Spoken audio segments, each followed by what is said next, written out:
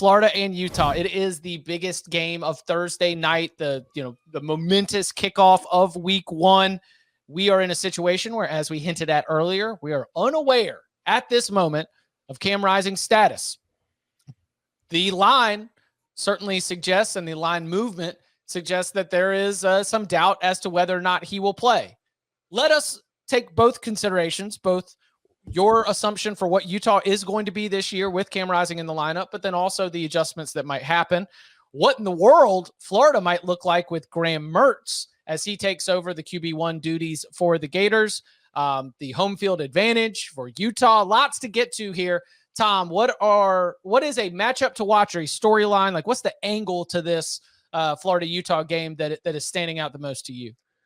The Cam Rising one is obviously very important, his health, Graham Mertz's debut. But for me, as far as the matchup is concerned, one of the things I'm mostly interested in is how well will Florida run the football against Utah? Because last year, Florida had Anthony Richardson. And having a player like that kind of skews your offensive rushing output. And in a way, it's supposed to help you be able to run the ball easier. And Florida did run the ball. They weren't terrible at it. But if you look, they were 7th in yards per carry. They were 17th in explosive rate. That's Anthony Richardson, because they were 71st in success rate at 41.4%.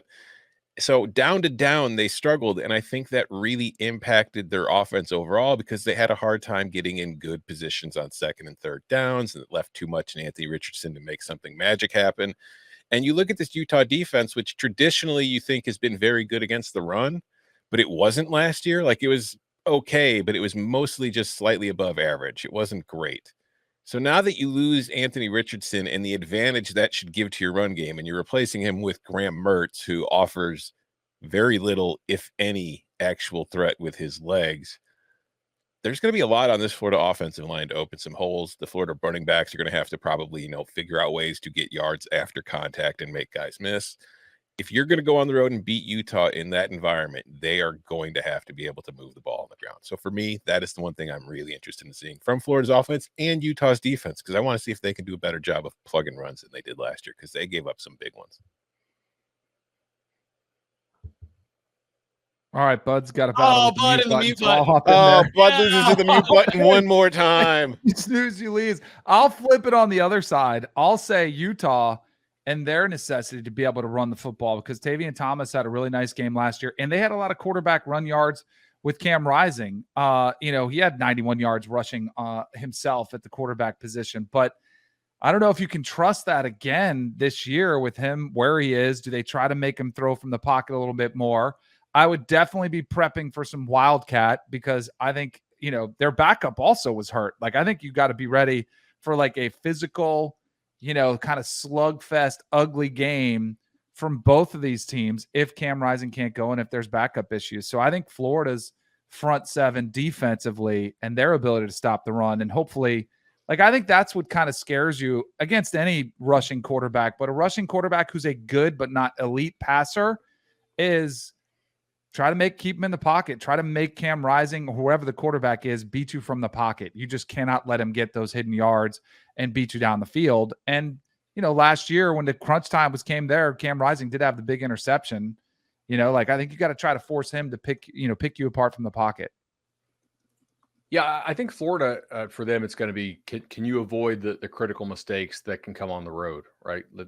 Florida's center has not been practicing, and he's an all-SEC type guy. Now, the backup, I think, is probably fine. I actually saw him as a recruit, so I don't think you downgrade him that much. But Florida's best playmakers at receiver, Pearsall, who's a vet, he's slot, and then some true freshmen who have some real juice. But also, it's true freshmen on the road. Like, are they going to make the right side adjustments on their routes, right? Like, it's not like Utah just runs one thing on defense. They're fairly complex. So I want to see how Florida's new pieces handle the adversity. Physically, I think UF definitely has the size. I'm kind of curious how UF is on the edge. I think they're probably really good at defensive tackle. And obviously on the one side, they're good, but Justice Boone, remember, is out for the year. Powell Ryland transferred to Vatek. So I am kind of curious about the edge pass rush for the Gators. Austin Armstrong, their new DC, basically led the country in a lot of the blitz rate stats when he was at Southern Miss last year. So Florida is absolutely going to try to light up Utah. Can Utah catch them in some sort of like blitzes with screens? If Rising doesn't go, at least Utah has known about it for a month, right? And so they've been able to plan with their other quarterbacks, and maybe they'll rotate them in. It's probably a heavy run game from both sides. I mean, Florida's been kind of chirping about how good Mertz has looked, and I'm willing to maybe believe it, but I'm willing to believe it after I see it. I'm not willing to buy in quite yet, but if he plays really well against a good Utah defense, then maybe that team has more upside than we thought it did. And I think we all took them on their over anyway, or most of us did for this year. So the Rising piece is huge, but can Florida's young offense limit mistakes?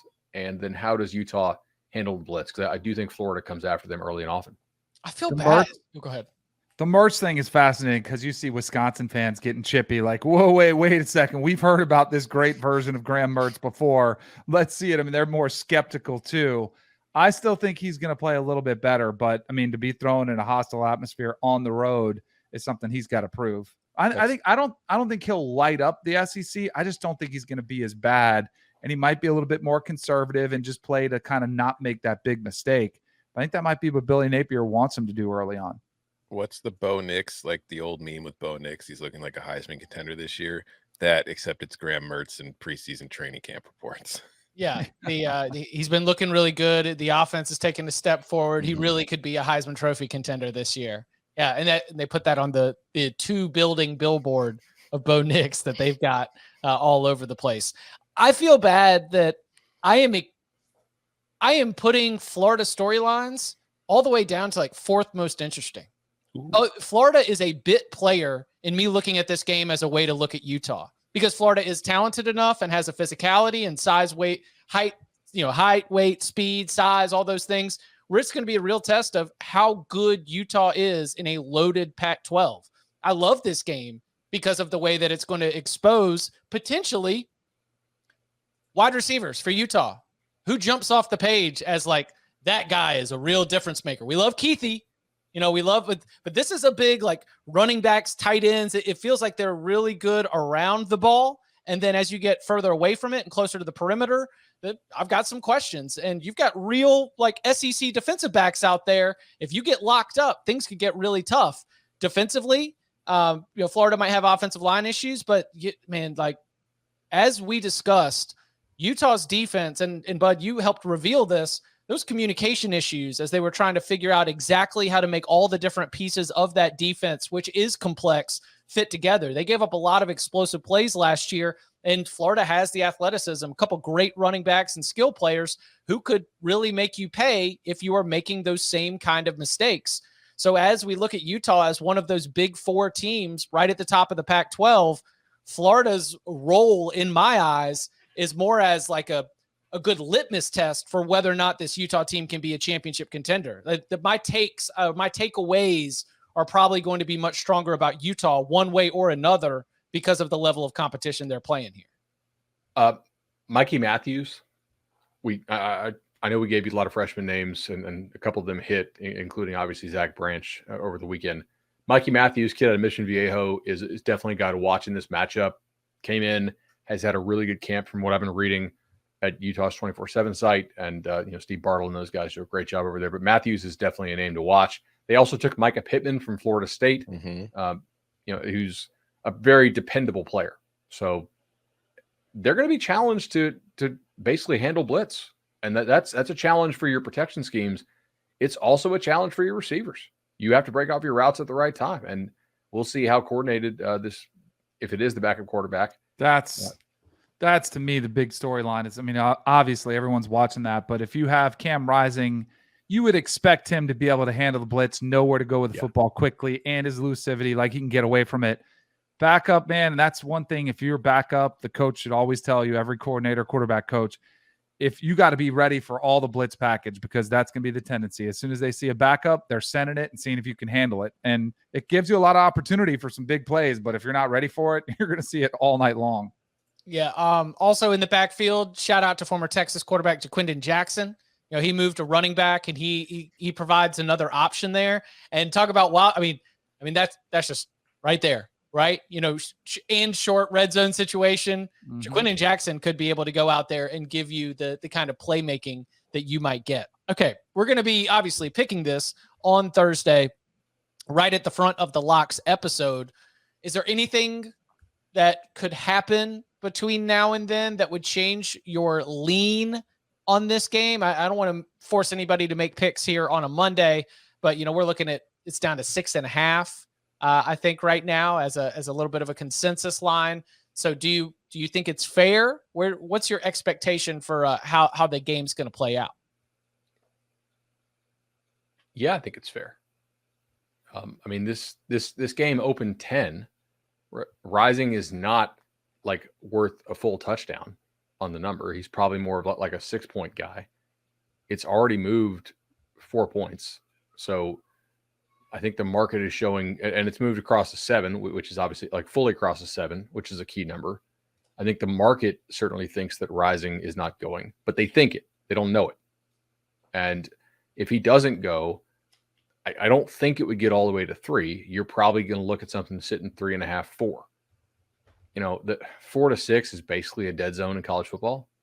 Not that it's not worth anything, but it's certainly not a number people are trying to middle typically. So I think the market is telling us that Rising is most likely not going to play, but it's a most likely thing. I don't think that the market knows for sure, because if they did know, I think this thing would just go to 4. So we need those injury reports. Yeah. Well, we wouldn't get them till Saturday morning. Yeah. I can tell you right now on Thursday's show, I'm not going to be locking anything up in this game because unless we know everything that's going on, I'm not going to do it. But more than anything, I mean, and the totals dropped already too with all the Rising stuff, but I would be on the under before I'm on anything in this right now. Because I don't know. Like, I have questions about Florida's offense going into that environment with Graham Mertz. I have questions about Utah's offense if Cam Rising isn't healthy or isn't playing. It's just, to me, this seems like it's a big name kind of Thursday night game, but for me, it strikes me as it could be kind of a rock fight. Hey, listen, rock fights. And I learned, not that it was a new lesson, but week 0 really showed you that sometimes it's not about winning it. Sometimes it's about losing it less than the other team on the field. And we could have another situation like that, especially if we've got a backup quarterback. Danny, you got any thoughts before we move on to Minnesota, Nebraska? I kind of like Florida in this one, but without and that was going in under the assumption, who the heck's playing quarterback for Utah. I mean, if I knew Cam Rising was starting, I would back off that somewhat. I just think it's an opportunity for the Gators kind of to, I think physically on the defensive front, I think if Utah's more one-dimensional, I think they can shut them down. But if Florida wins, does it change your expectations for where Florida sits in the big picture in the SEC? No. And if Utah loses, it changes where you think Utah sits in the Pac-12. Yeah. You're making your point, counselor. That was very well done. Florida's also running Spencer Fano, true freshman at left tackle. They announced it. This kid's a stud. So that's a good thing. That's not like an alarm bell's going off necessarily. Well, I think the athleticism is off the charts. Apparently, he's put on a bunch of good weight since he got there. He was one of these like super athletic guys who needed to add a little bit of weight. But I think the fact that they trust him, I don't think they were super hard up at left tackle from my recollection. So it probably means he beat out somebody who's at least okay, which is encouraging to actually run him out there in game 1.